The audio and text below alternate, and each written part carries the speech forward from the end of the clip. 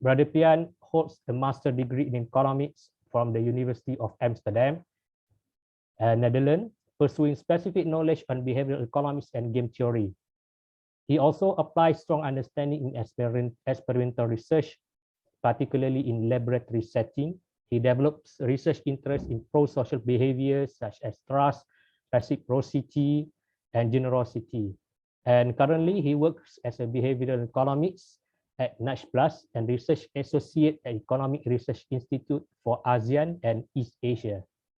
Other past working experience for our speaker today is Brother Pyan, and also a RA at World Bank Office at Jakarta in 2018. And he was also a research associate at Institute for Economic and Social Research, Universitas Indonesia. So without delaying any more time, I would like to welcome Brother Pyan Amin to deliver his talk today for 1 hour. And then after his talk, we open the Q&A session afterwards for also 1 hour. Please welcome Brother Pyan Amin.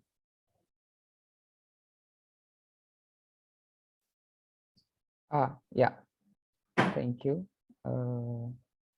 Let me share my screens. Have you seen it? Yes, you can see. Okay. Ya, Assalamualaikum warahmatullahi wabarakatuh. Thank you for inviting me to this event. I'm grateful to join, and I'm happy to share some things about behavioral economics.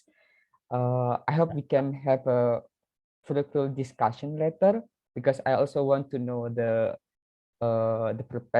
perspective about behavioral economics from the Islamic economics point of view. And sorry, Brother Pyan, I forgot to mention that you are actually not unfamiliar from us, because you are past IETC program with us in 2019. So that's how we know you actually. Okay, yeah. Okay. I will take like maybe less than an hour to share some theory and application of behavioral economics, how it differs from the standard economics, and I would like to know how you think about it, and we can discuss later. But firstly, I would like to introduce also my my institution. It's Nedgeplus. This is an organization that I developed with some friends of mine who have the same interest in behavioral economics or behavioral science. We have different backgrounds. Some of them are from economics, some of them from human engineering or psychology, and also marketing. And it's an organization that serves some services on consulting, research, and training. And we focus to use behavioral science approach in our work. Sometimes we provide design intervention for government for a particular policy, or we train public government to have knowledge in behavioral economics so they can apply it in their policy. So this is the outline of my presentation. Half of it is the theory part and half of it is the application part. So I hope that we can learn both in theory and application. About the theory, I will explain what is behavioral economics, how BE relates to standard economics, and how it deviates from it. And I will also talk about the application of PE, particularly the use of nudge in private and public domain. So let's start from the theory first. Behavioral economics studies the effect of psychology, cognitive, emotional, and cultural factors, and we study the decision of individuals. So it's basically the same with economics, but we have some difference from the classical economics theory. So in classical economics theory, the standard assumptions that hold is that agents maximize some function like utility function or profit function. And to make this model work, they have some assumption that to be met, and these assumptions sometimes do not hold. And in this case, behavioral economics tries to chip in and provide better theory, so we can refine the standard economic theory to make another model that can explain better the social economic phenomenon. So the goal of behavioral economics is to try to make a new economic theory that can describe and predict, because sometimes in standard economics theory it doesn't perform really well. Sometimes it perform well, but in some cases agents behave consistently out of line with theory, and we call it these anomalies, because they violate some assumptions in standard neoclassical theories. So in behavioral economics, we open to insights from other disciplines like psychology, sociology, political science, and even biology. However, because we study in a specific phenomenon, sometimes there is a cause that is behavioral economics tend to be more context dependent, and we cannot generalize it in other cases. But we try to uh, uh, to make a new model that can cover a large population, although it's context dependent. So some of you might have learned this in your economics class.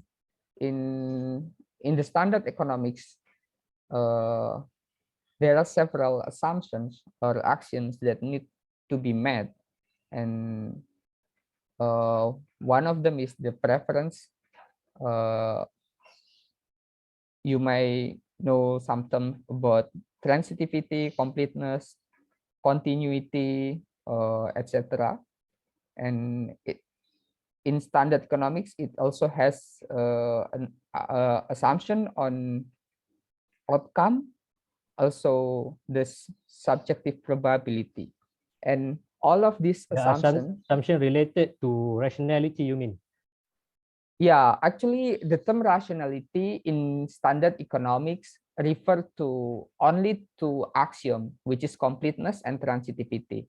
So if someone is complete and transitive, in economics, he is assumed to be rational. But there are other things more than rationality in standard economics.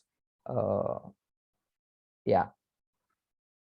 So, for example, about the subjective probability, in standard economics, it is assumed that people understand and have concrete and well-mannered subjective probability, that they can assess a probability as it is. For example, if you know, like,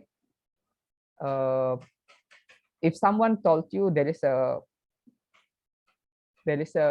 90% probability that the day will rain, then you have a subjective probability of 90% that the day will rain. But most of the cases, you might perceive that it's not really 90%. It might be 80% or something.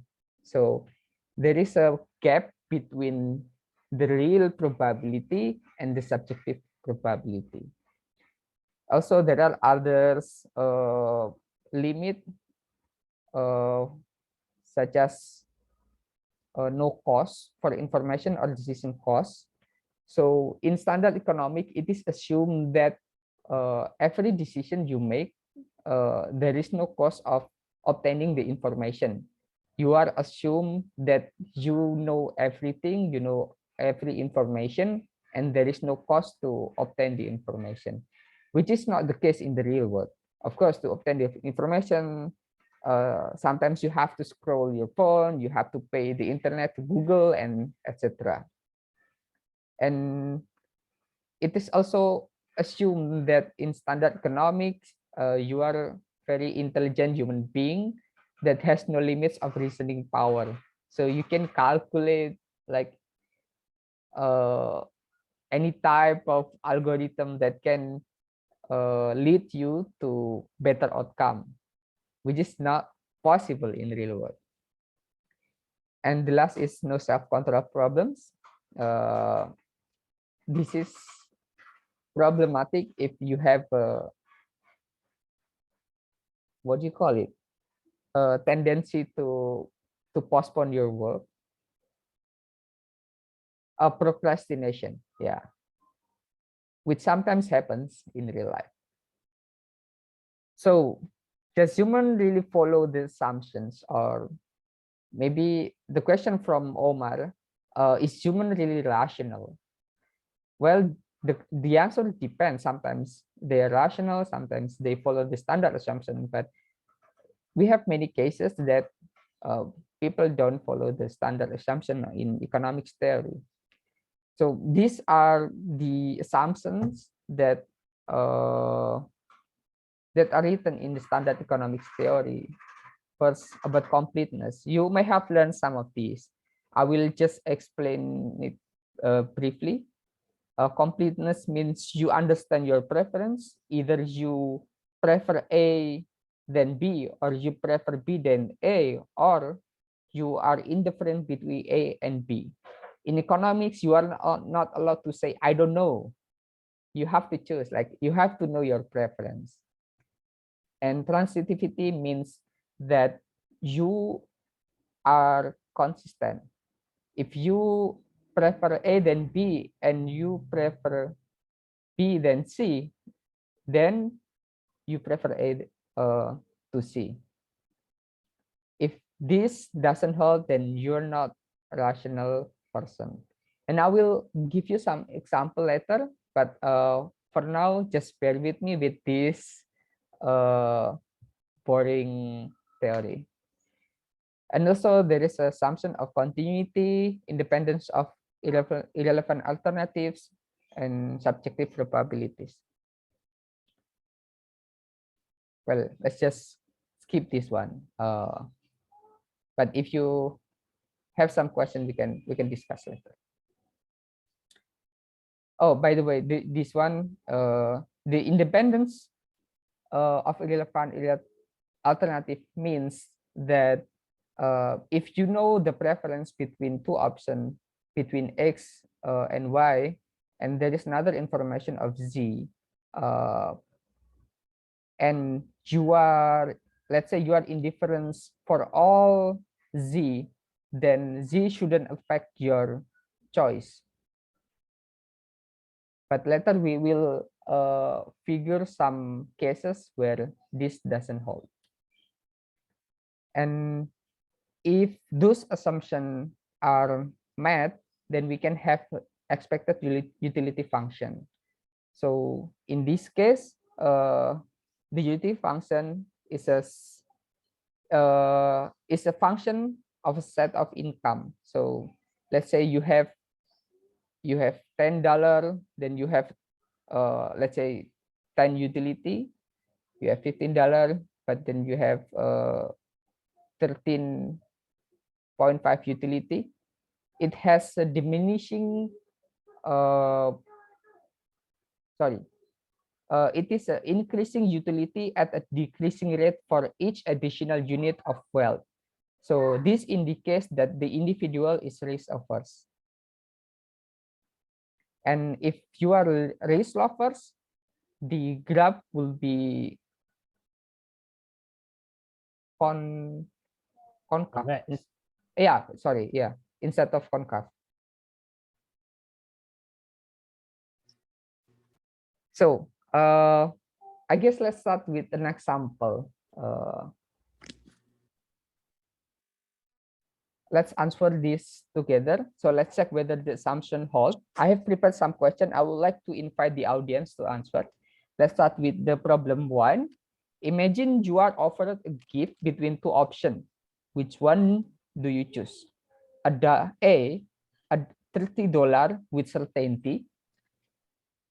This is A. Or B, $40 with the probability of 80%, but the last probability 20% is 0. So which one do you choose? Can I have the polling right now? To all the audience, there is polls button at the below where you can vote. Sorry, Fazwan, is it? I think you, yeah, okay, this one. So you can vote for this. We want to start with question first, problem first, Pyan? Yeah. Okay, we will go one by one, yeah? Okay, please vote the problem 1 first. Which one you would like to choose? Whether A, $30, you will get $30 with probability of 1 means certainly you will get it. And B, $40 with probability only 0.8 means 80% only chance you will get $40. And then $0 with probability of 0.2. Oh, you can submit only with one question. Yeah, you can also submit in the chat. No, I mean, I don't think we can submit the poll if we only answer one question. Okay, so you want to show all the questions? Yeah, by all means, yeah. Oh, okay. Actually, I prefer one by one, but I don't think this is prepared that way, so it's okay. It's fine. Let's answer it in the comment section. Type either A or B.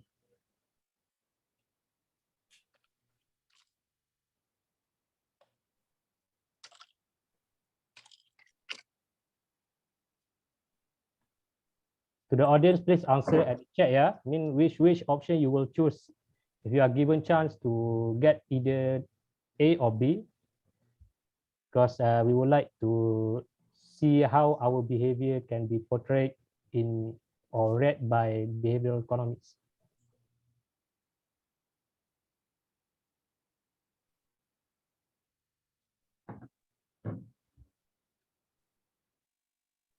I think that's it, Pyan. Okay, yeah. Let's move to the second question. Problem 2. Another question is, which one do you prefer?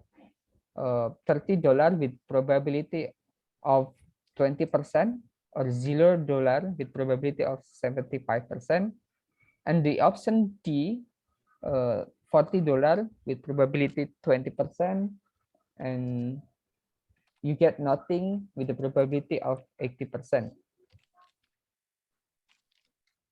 $30, 30 with probability 0.5. 40. This is a little bit confusing.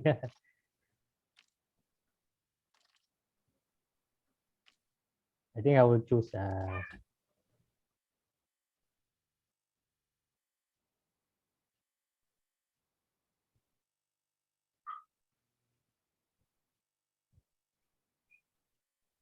Okay. My answer perhaps is irrational if we use the neoclassical, but I think that's okay. Okay, that's fine. That's fine. So yeah, let's find out. Okay, in the chat section, from the problem A, Omar and Siti answer A. In problem 1, most of audience answer A, and in problem 2, most answer option D. Yeah, and actually I predicted this. Yeah, in problem 1, most prefer A over B, but in problem 2, prefer D over C. However, if you calculate these problems,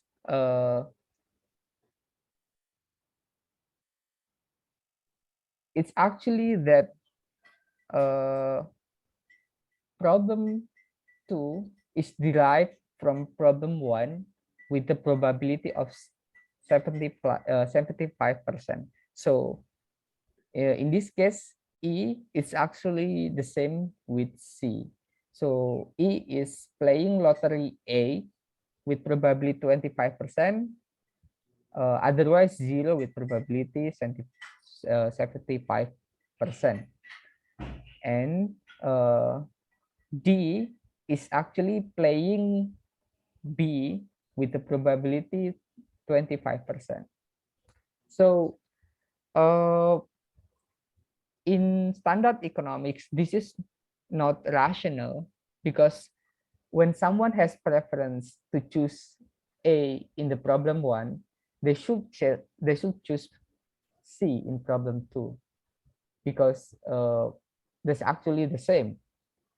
But I included like irrelevant alternatives in the option, which is playing the lottery with 25%. And this should not affect your preference, but that's not the case. And this phenomenon is called a Lies paradox. You can find it in Wikipedia and find more about this paradox. There are many types of example about this irrational behavior.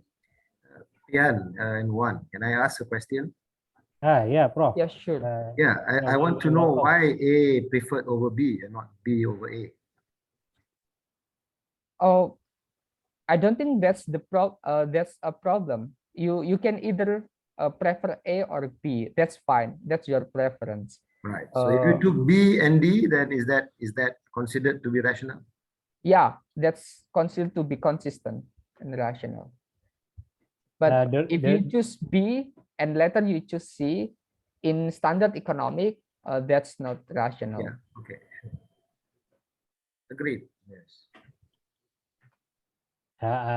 Can I add, Pyan? Yeah, sure. I think because I mean using our own assumption, Prof. Because the probability with 1 means that we certainly will get the money with 30 ringgit, $30.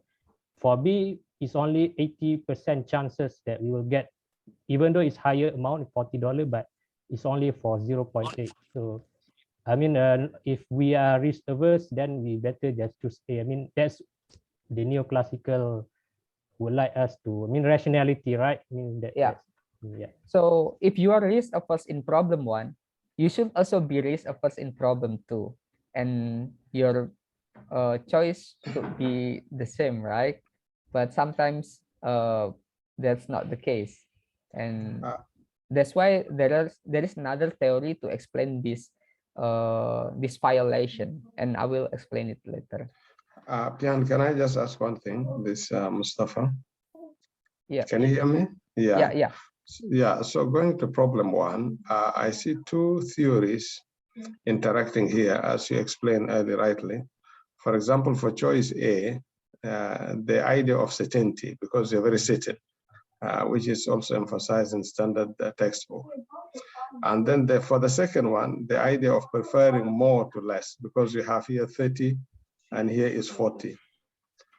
So how do you reconcile between A and B, where you have certainty in the first one, and then in the second one, there's this idea of preferring more to less? You have 30 in the first one, and you possibly have 32 in the second one. Yeah.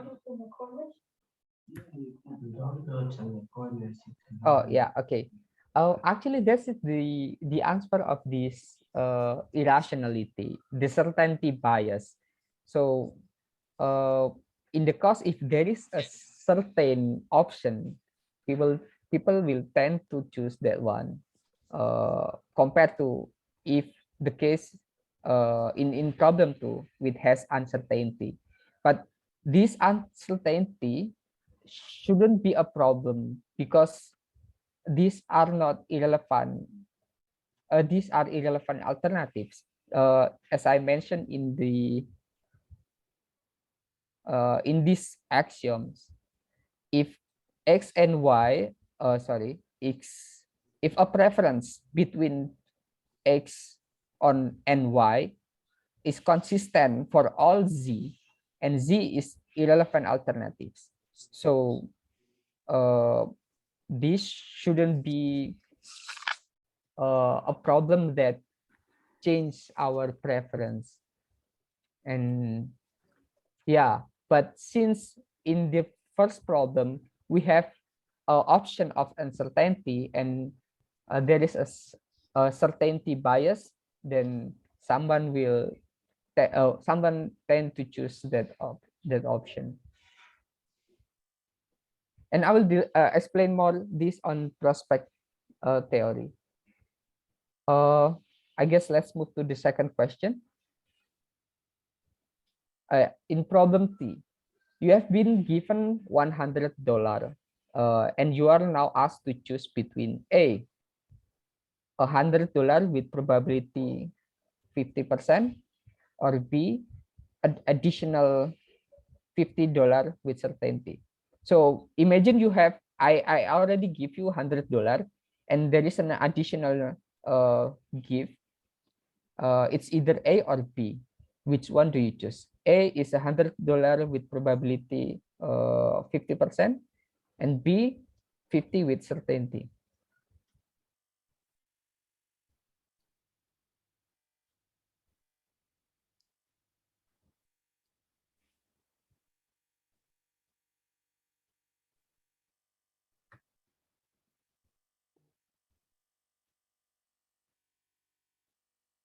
Okay, yeah, many choose B. And let's move to the next problem. You have been given $200. You are now asked to choose between C, minus $100 with probability 50%, or D, minus $50 with certainty. So instead of giving you $100, like in the previous problem, now I give you $200, but the addition is negative, not positive. So you are either choose between minus $100 with probability 50, or D, minus $50 with certainty. Which one do you choose? Means you will take out our money either 100 or 50. Yeah, you're right.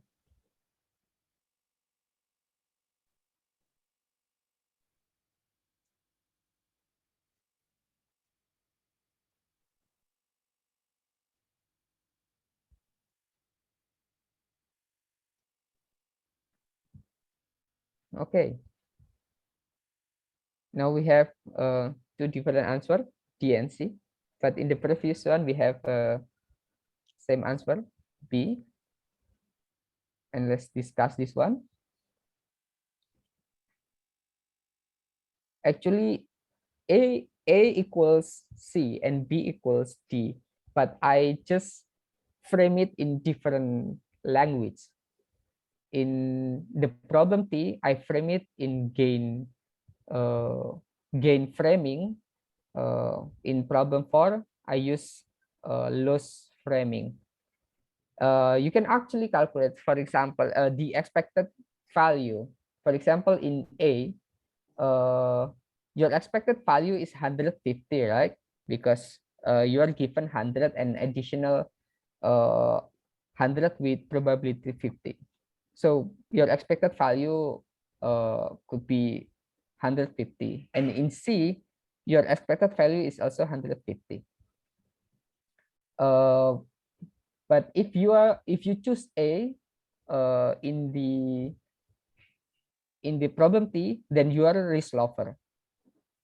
Then you should also choose C in problem 4, because you are a risk lover. However, if you choose B in the problem T, you are risk averse, and you will love to get $50 for certain.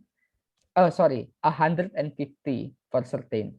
because you already have 100 and you get additional 50. In the problem 4, you have been given 200, and if it is minus 50, then you have 150.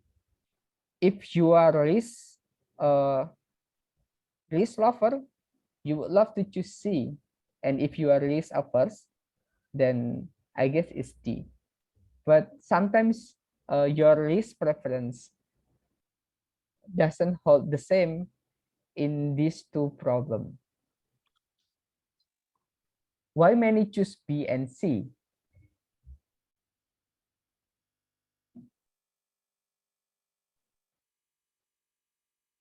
I think is it Because- should B and D? Because B yeah. and D, Yeah. Sorry. No. Sometimes people choose C here. Let's see.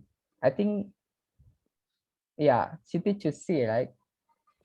If B and D, then that's consistent. But someone choose C here.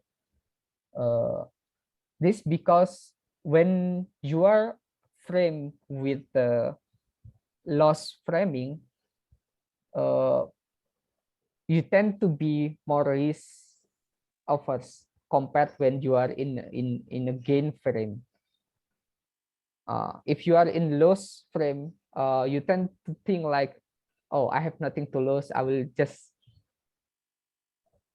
take my chance and let's see whether I can get 0 minus, so I can keep all this money.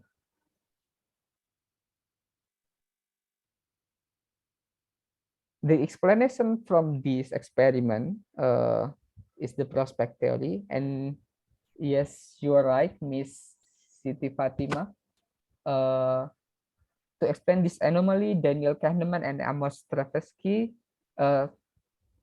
in 1979 developed the prospect theory. It has two main properties. The first one is the value function, and the second one is the subjective belief function. So for the value function, previously we have a concave value function in the expected utility, but in prospect theory, the function for gains is different from the function for loss. It is concave for gains, but it convex for losses. It means that losses loom larger than gains. And it is important to note that the reference point is essential. And to assess which one is loss, which one is gain, it depends on the reference. It doesn't depend on the positive or negative value, but it depends on the reference.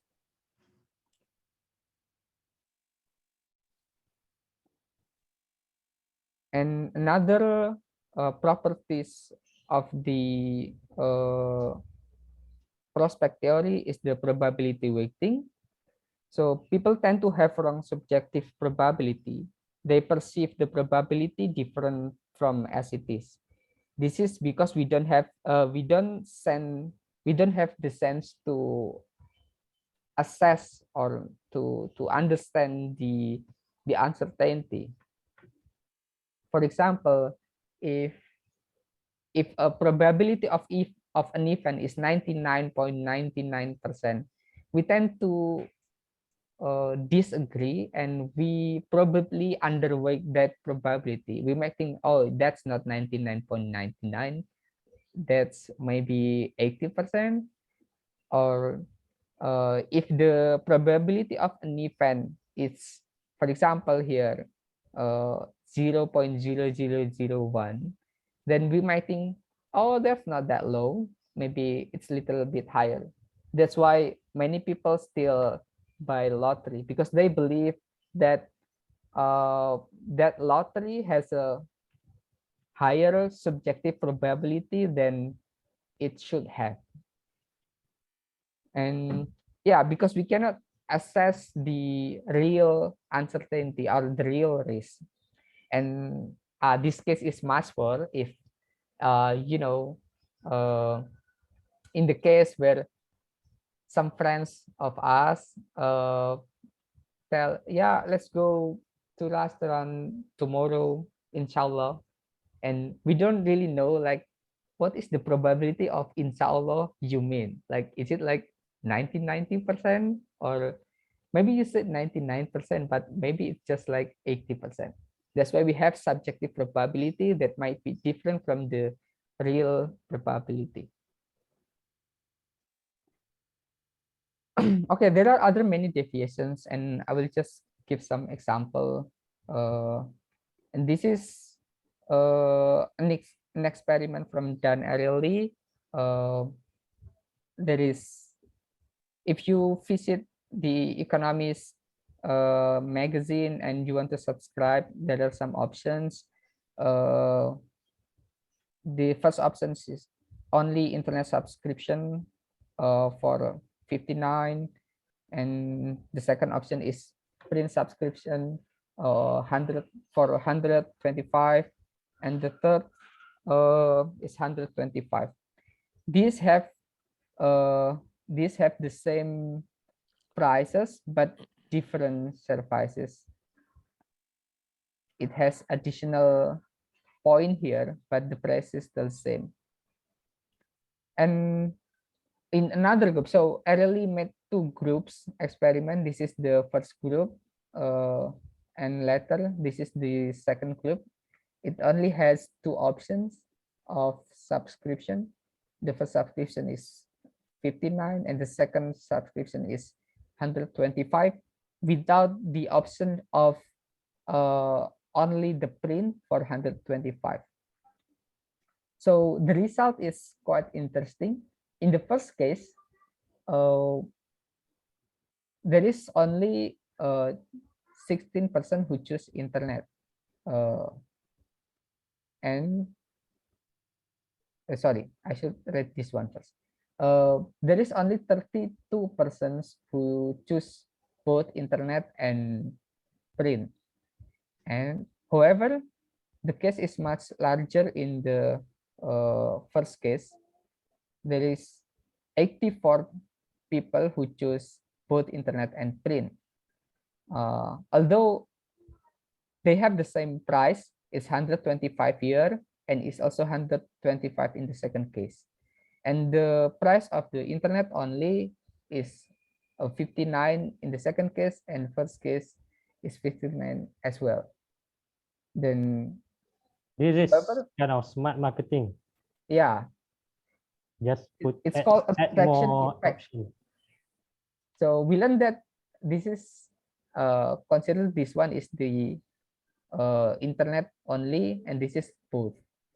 So they introduce new option to induce people to buy the red one, because blue is dominated by red, and those this actually irrelevant, right?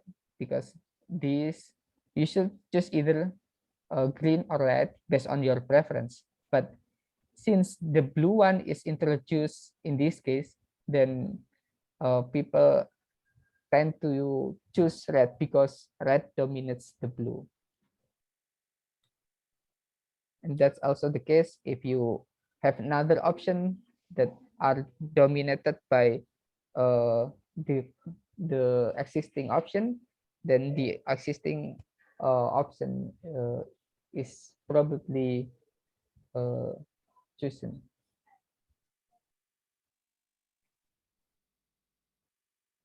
Okay, another example is availability heuristics. In this case, yeah, I will just show the answer. The probability of A is actually bigger than B, but most people will choose B because it is easier for them to think that Liverpool, a big football club, win the game at the end instead of A. because actually A is bigger than B, because because B is subset of A. But yeah, to think of Liverpool get 1-0 behind, it's less likely. So this is called availability heuristics, because in most people mind their available example of Liverpool is that they're a great club and they are most likely to win. Yeah, unless you don't like Liverpool, then you will choose A. Yeah. But this is an amateur club. They should win lah. Yeah, fair enough. Yes, this is another bias about optimism. So if I use the word like this, how likely is it that will rain? I mean, if tomorrow at 12 it rains at KL, you will receive 100. So this is a positive frame, and this one is negative frame. This shows group 1 induce optimism, but group 2 is the other way around.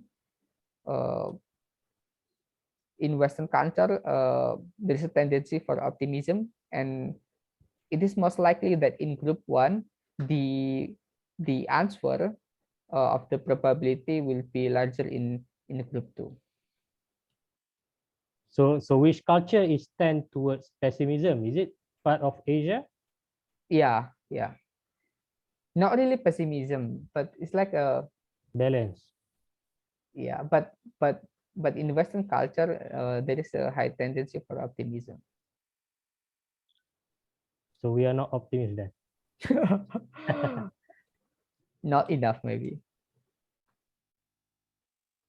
And this is another example of heuristic.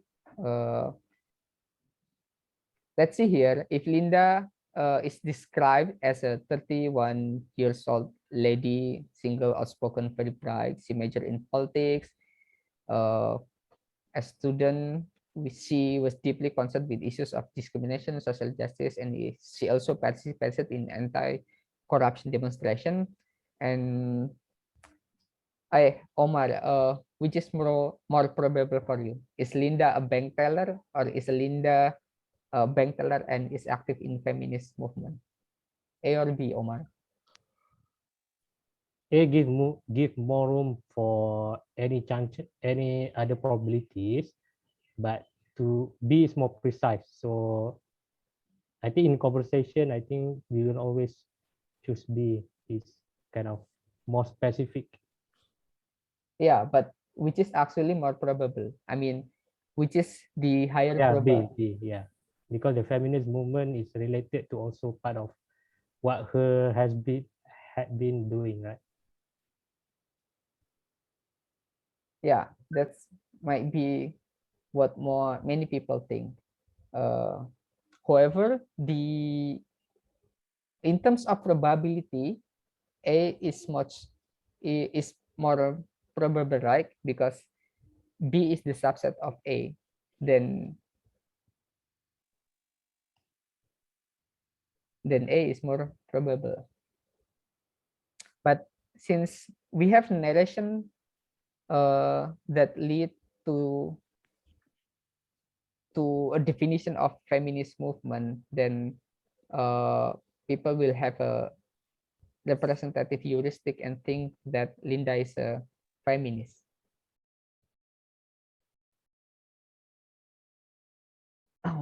Okay, so some of those violation is usually called bounded rationality. We cannot think like how economists assume in some cases, but not every time. In standard economics theory, it is assumed that information is costless. There is no effort to think clearly, or there is no other distraction that make us to think irrationally, but many times we think differently from the standard assumption. There are so many types of bias, and some of them have been discussed in this talk, but out there are many bias that have been identified by psychologists or behavioral economists, and we can learn these topics and find something interesting out there. So yeah, I want to highlight like the talk from Daniel Kahneman. Some of you might have read this book, Thinking Fast and Slow, and in this book it is explained that people tend to use system 1 rather than system 2 because system 2 is effortful, it's slow and logical. You don't have time to use system 2. That's why we have mistakes or we have bias in thinking and make decision irrationally. Mostly for the case when you have to use system 2, but instead of system 2 you use system 1, and then bias happens because you cannot think clearly or you don't take enough time to assess all information. So in behavioral economics, sometimes we use this violation to induce people to do something.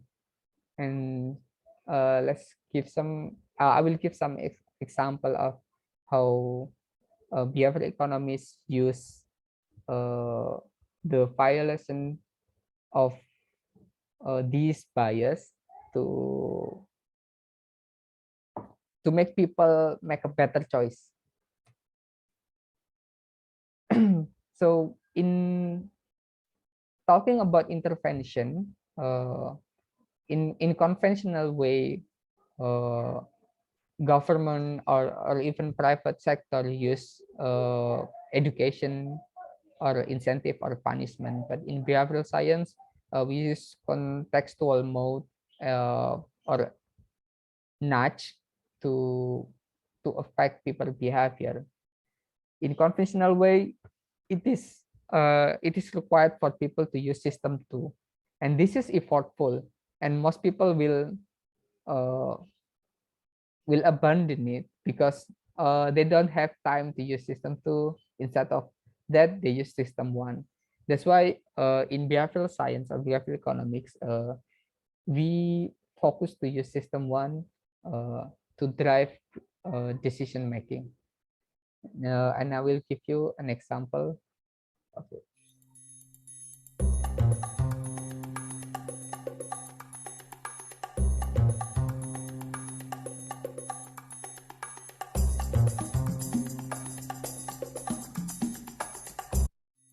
Sorry, can you hear the sound? Yes. Okay.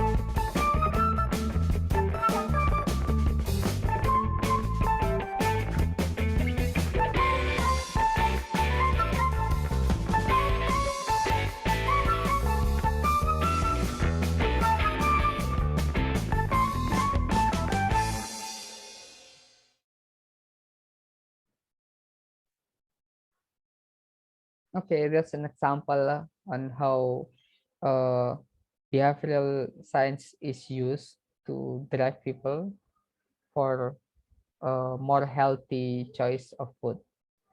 Yeah, if you use conventional way, you probably think that how we educate people about the nutrition of apple instead of the chocolate and how bad chocolate is. Maybe explain that, but uh, in that case, people will have to use system two, which they don't want to, because I don't want to think about the nutrition of foods. I just want to eat something easy for me. That's why if we cut the foods in slice, it will be easier for them to eat. So that's more effective. And there are many examples of this type of intervention in Richard Thaler books, Nudge, and we can apply it in many aspects of decision making.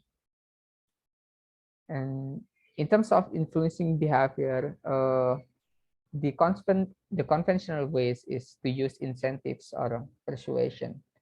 In private sectors, it can be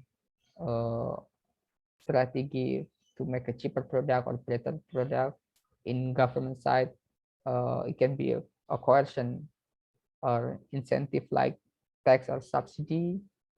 And in terms of persuasion, maybe for private company, they use ad to convince consumer about the quality of product.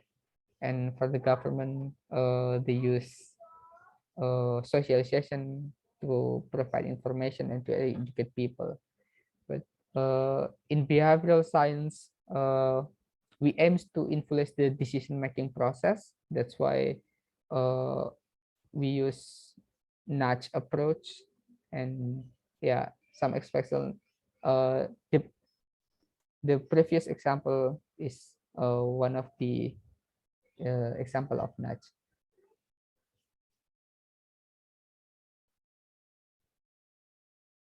So this is the process Pyan, of Pyan.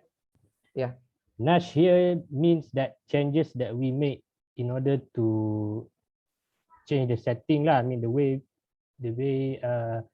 economic agent choose something. Is it correct? Yeah, Definition? yeah, Nudge? you're correct. To induce someone to do something. So in private sectors, there are many ways, such as changing the aspect of the environment, changing the context variables, like changing the anchors of reference point, framing decision as a gains or losses, or changing the default choice. And I will give you an example. This is changing attention and aspect of environment. On the left side, you can see that most companies put the product with the highest margin at the same level of the eye level. So because people tend to choose the one that they see directly. And this is the map of IKEA. You have to go through everything. So they kind of nudge you to buy everything as well, despite that you only want to buy some one or two things, but you have to see everything. And your the exposure might induce you to buy more. And this Sorry, Brother Pine, can I just put certain things in context for the behavioral economists? Am I right? And because my reading, I have some, what do you call it, a blur reading on that usually behavioral economists, they tend to change behavior from stimuli, from the environment outside. So that means once you change the environment, then you change people's decision.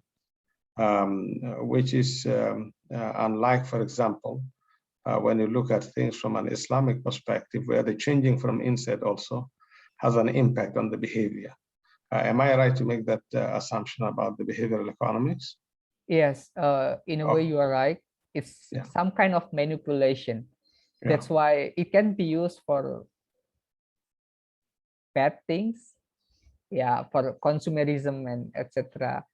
That's because we change not be right, but in behavioral economists change the environment or the outside things to change people behavior, not from the inside. Thank And you. this is also the critics for that are rising for behavioral economists actually. Yeah, And this is thanks. thank you for the question.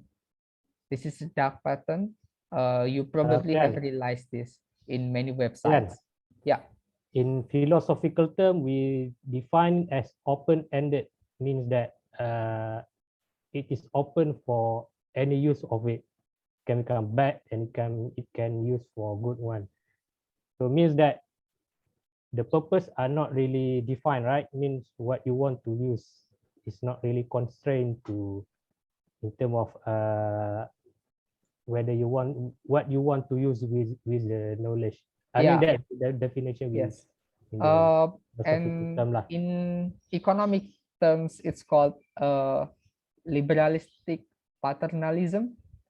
It's still liberal. I mean, the decision is on the people itself, but there is still paternalism part of it, that someone is making design so that he can induce people to do something. Yeah, so there is still critics on this paternalism and who defines good or bad, and yeah, and who make the decide whether it's good or bad, right? So we don't really know like if this is uh moral or not. Yeah, it depends on the context too. This is an example of compromise effect. Previously we have a what was called it? Oh, sorry, I forgot. But this one is compromise effect. This is introducing new option uh, to make this blue is chosen relatively often because we have something higher this year. And in this case, red is probably chosen more often. And in government side, the application can be in healthy food topics, which I have provided the example, or any topics.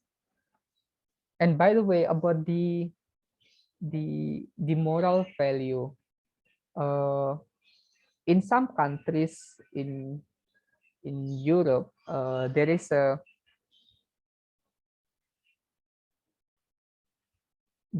decision that need to be made by the citizen whether they want to donate their organs or not. So the decision is to donate or not. But in some countries, the decision is not whether to donate or not, but whether not to donate or to donate. So the default is different. In some countries, the default is to donate, but in some countries, the default is they keep their organ until they die. But these two difference of system makes different result, because for those country that default is to donate, they will more likely to have more donation compared to those who have the non-donation default. And in moral perspective, they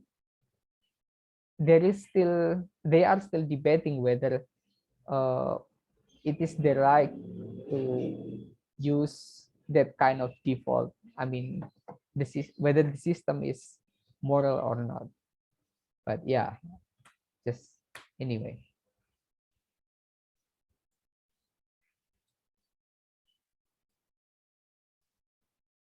So that has been one of the most regarded critics towards DE lah. Yeah, yeah. Yeah, I mean, whether you sign it or sign not.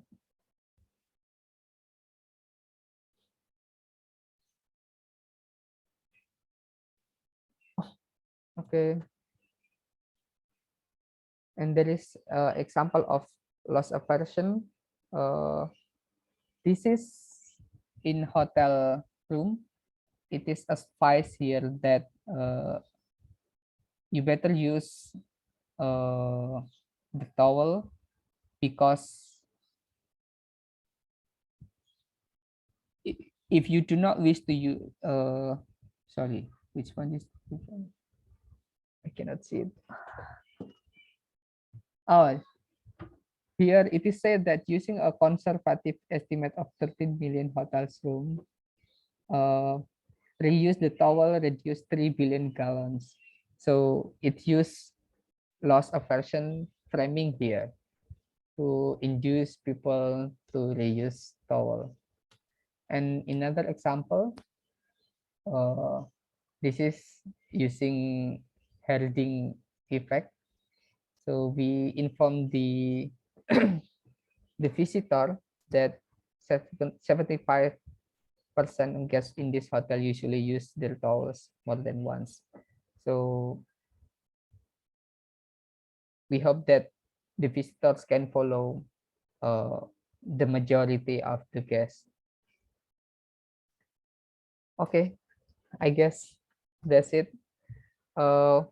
Thank you for your attention and your patience for listening to me. I know that I'm not really the expert on this issue, but I'm still learning, and I'm open to any discussion.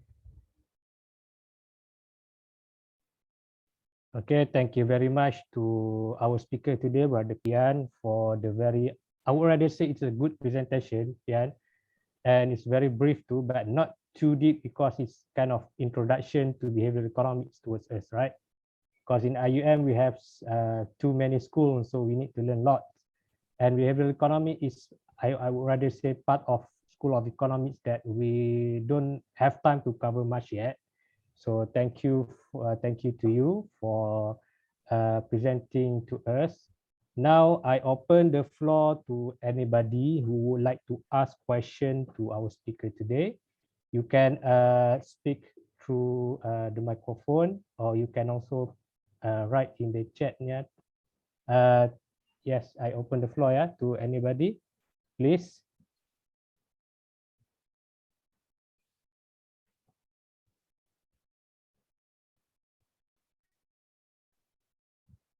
While waiting for question, I will ask you first, Pyan.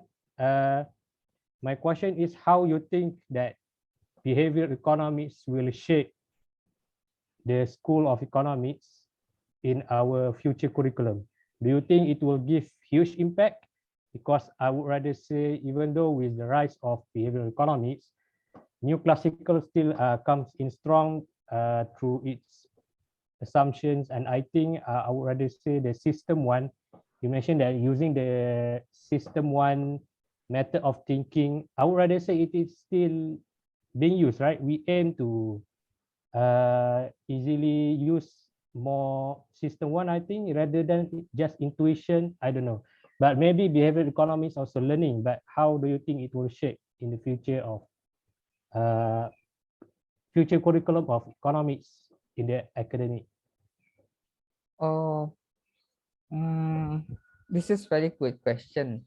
I think what behavioral economics have offered is very meaningful for the standard economics, because they identify many cases when standard economics doesn't standard economics model doesn't work properly.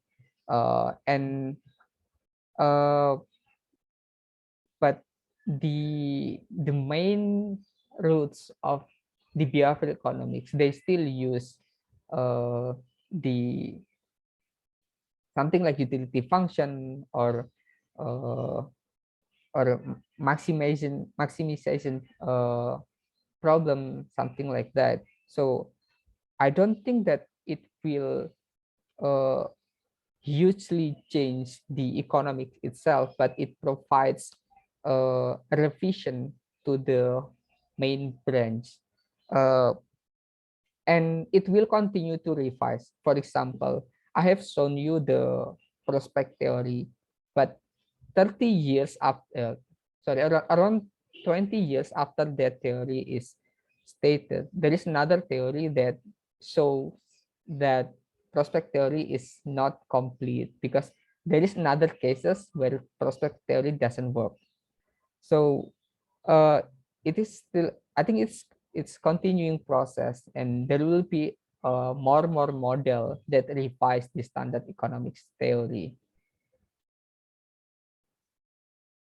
And in the application side, on the theory side, it revises the models, but not the main branch of the model.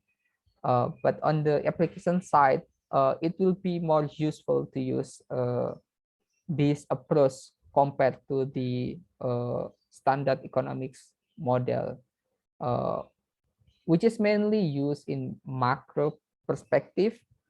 But then when it's come to policy, you have to understand the society, you have to understand the public interest and their behavior. That's why it is important to include this perspective in the decision making. Yeah. I see one hand raised. Dr. Riasa Amin, please, you can ask your question, yeah, please. All right. Can you hear me? All right. Okay. All right. Assalamualaikum, Brother Pyan. It was a very enlightening session. I've been keeping tabs on this area, and it's good to see somebody. I think it was a very good overview of the discipline, and you did it in such a short time. I think that's very commendable, and it was a good refresher for me. Like especially seeing the books and then, you know, the ERIA talks, those references, it was nice.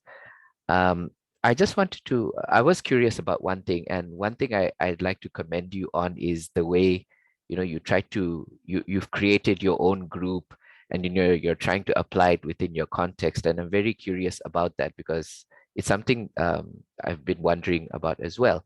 So I just wanted to know, like, your organization or your institution, what are some of the interesting insights that you have found in the Indonesian setting as compared to the traditional, you know, behavioral economics that you've been learning? Okay. Yeah. Thank you for your interest about the organization. We are actually starting this quite new. I mean, it's like we only have 1.5 year operating. We start this organization from some events like seminar and webinar. We utilize the pandemic so that we can have greater exposure from academics and public policymakers, and we have some projects of training and some projects of research project. So I think I'll give the story of this research project with the government.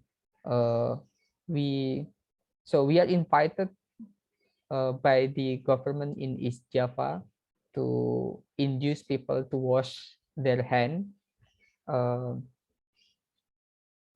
And we also have a project to make people to submit their tax report earlier in Jakarta.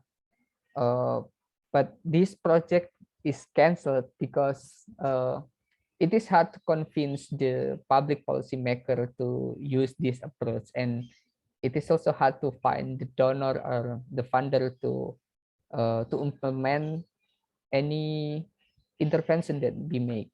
We are still trying to convince them. But for the successful project in East Java, we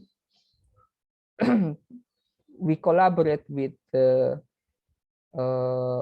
government in local government to induce people to wash their hand before entering the office, and we study first how they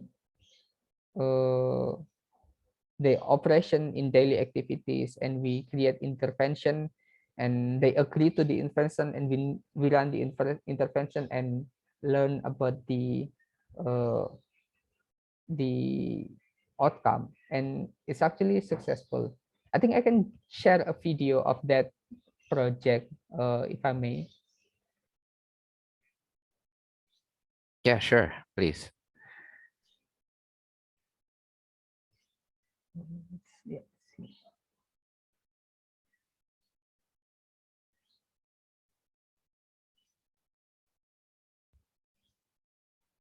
So while you're starting that, I just wanted to ask that right now you're kind of applying the traditional or classical behavioral economics theories in Indonesia, right? Like there's no real significant differences that you've been able to observe in, because your institution is quite young, as in you're just starting up, right? So because I was just curious whether there were some insights regarding, let's say, behavior in the Southeast Asian part as compared to the, the West, which is where behavioral economics is growing. So yeah. Yeah, we haven't reached that point yet, as now we deal mostly with the local people, and we mostly use local context in our intervention. So can you hear the voice? Yeah, the audio is coming through.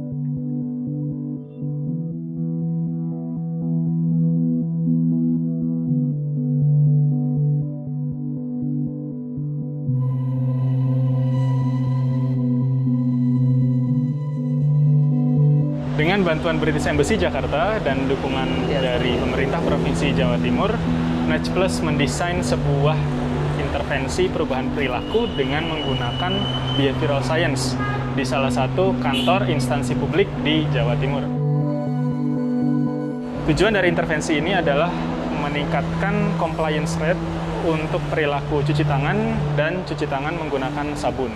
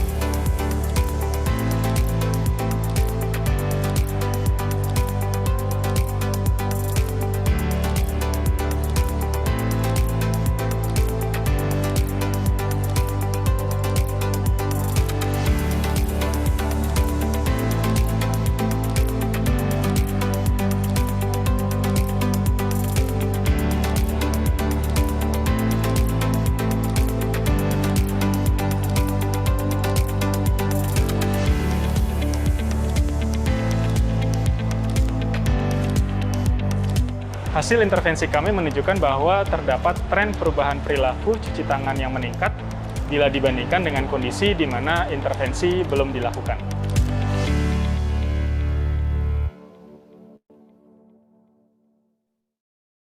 So yeah, that's one of our project with in collaboration with British Embassy and local government. I think it's quite fascinating, and especially the way you did the recording. I think it gives us a good idea on the methodology, right, of how you do behavioral economics.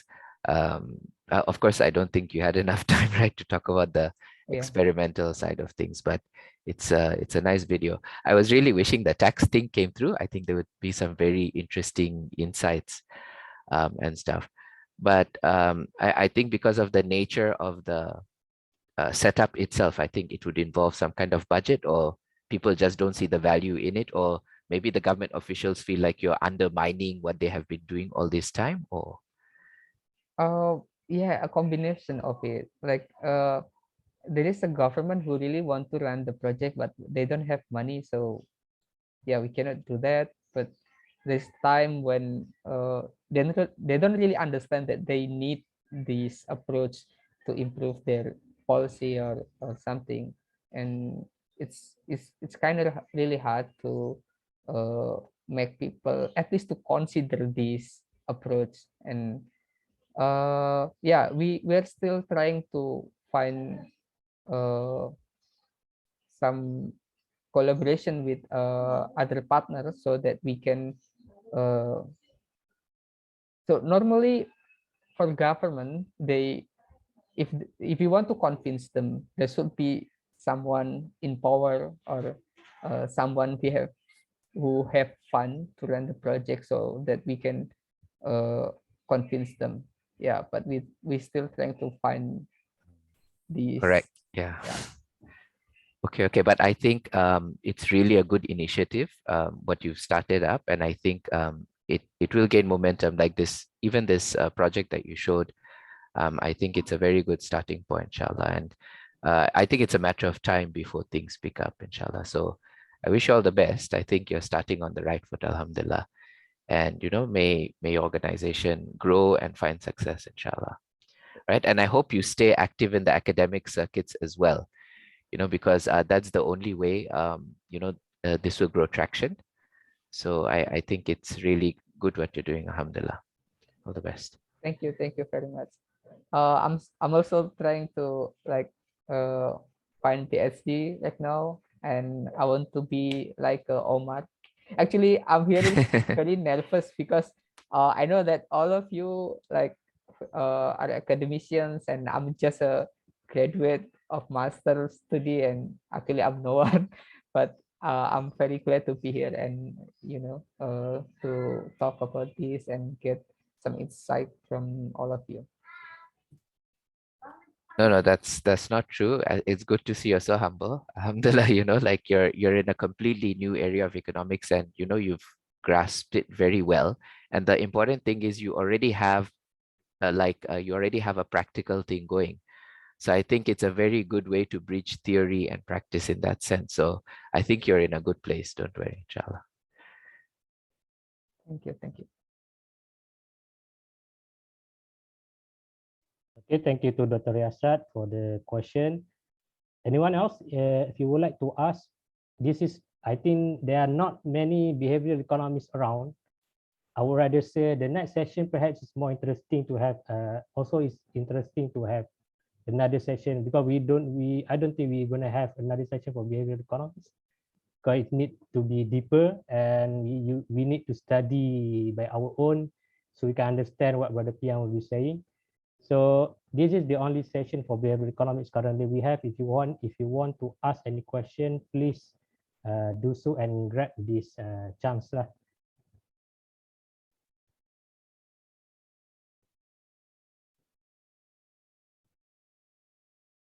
No more question, yeah?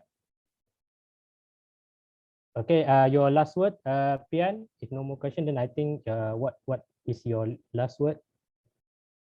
Oh, okay. I just want to say thank you for inviting me in this talk, and I'm happy to be here. And I love to learn more, and someday I hope I can meet you again, Omar, and Yeah, inshallah. yeah, and visit IIUM. Sure, no problem. We also would like to, you are still with Universitas Indonesia? Oh, not currently, but I still maintain contact with the lecturers, and I actually wrote some papers with them, and still in the review process. Because it's good if our university can also, but I think our university can also collab with your organization, right? Nedgeplus. Sure. Yeah. So I think it will be very good, and to perhaps ask for any grants outside and widen our networking, of course, inshallah. And what's your conclusion, ya, Pyan? I mean, your last word and also conclusion. You can lump sum up all together. Yeah, okay. So behavioral economics is a new branch from standard economics. It tries to refine the old classical models with the refinement from psychological perspective and other disciplines in a way that we can grasp the context which cannot be explained in the standard economic. So learning behavioral economics will give you new perspective and new idea on how decision making process is made.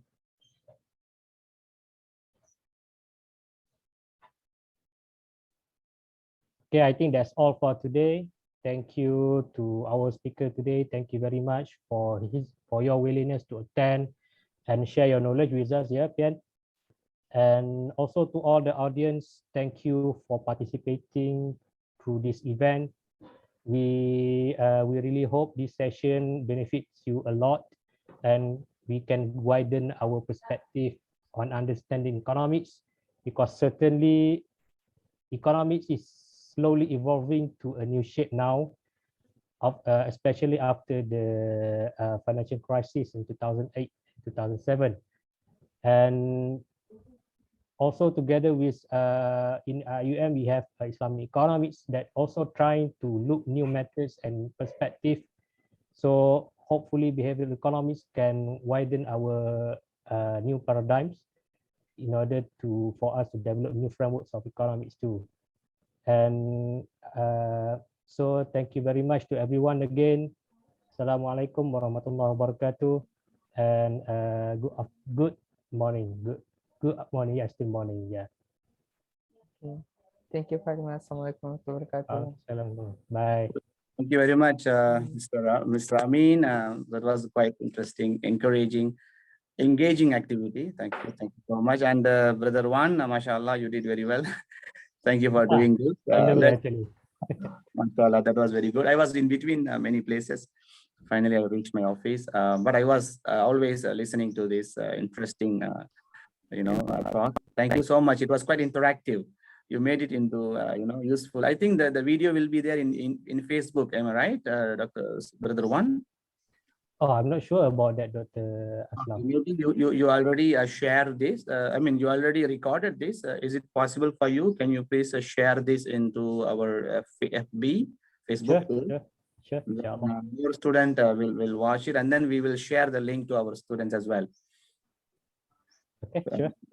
Thank you very much, Brother Wan, for initiative, and also our guest. So we'll find the next one, maybe a neuroeconomics, inshallah. All right. Thank you very much. And Jum'ah Mubarakah. Thank you to you, to Dr. Aslam, for your support in Department of Economics with collaboration with Press of CIE users. Yeah. Thank you very much. Thank you. I should not forget that thank you to the committees of Friends of CIE, led by Sister Alia Rafi. She is the program manager for this event. So thank you for your efforts and your hard work, and for other committees too. Okay, guys. See you again, inshallah, for the next session. Assalamualaikum warahmatullahi wabarakatuh. Waalaikumsalam.